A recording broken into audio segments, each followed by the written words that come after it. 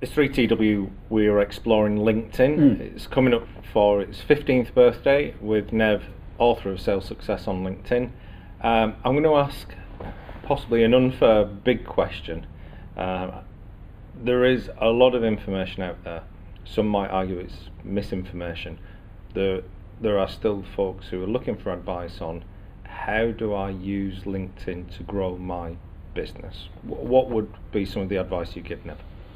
Well, we've talked previously about understanding your strategy and your approach on LinkedIn. What is it you're trying to do? And a lot of people tend to have very fluffy ideas. Once that's crystallized and once you have a clear idea of what you're driving towards, then actually growing your business on LinkedIn is a relatively simple approach to take. It's just replicating what you do face to face. So what we encourage is to think about a number of stages to the project. The first thing is to make sure that you have an absolutely engaging, up-to-date and effective profile, and that's the reason for that is as soon as you start engaging anybody else on LinkedIn, the first thing that they will come and do is look at your profile. And if your profile's not right, if it's out of date, if it's incomplete, and if it's written in completely the wrong way, then that doesn't help engage or start any kind of relationship. Take for example, if you don't have a photograph on your profile, that's the equivalent of going to a networking event with a paper bag on your head and choose not to engage people. So what we say is make sure you look approachable and you are more of a magnet where you want to draw people in, and that becomes a real powerful way of doing that. The next stage is to understand who your target audience is, and that's why we talk very much about aligning with your sales and marketing strategy. If you understand who a perfect customer is, and if you have a specific list to go after and follow, that's even better.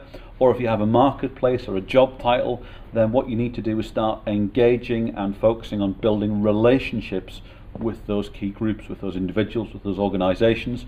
Follow their company page, start interacting in groups that are useful to a particular market segment, start sending connection requests and building your network in that way. Start sharing information that that group of organizations, companies or individuals would find really useful. And what we find is the more that you add value to your network, the more that your network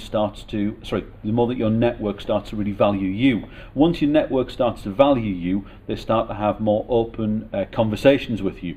And we know from a business development perspective, from a sales perspective, those conversations is where a sale starts. It's that building that relationship and building the trust piece allows us then to perhaps extend this relationship on LinkedIn to say, can we meet for a coffee? Can we understand more about what you do as an organization?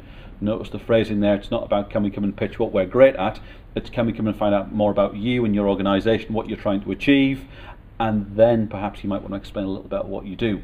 So actually understand that process of building a profile so it looks right, engaging a network, building trust, building relationships, and then extending that to face-to-face meetings or phone calls, whatever works best for you, Skype, whatever it might be.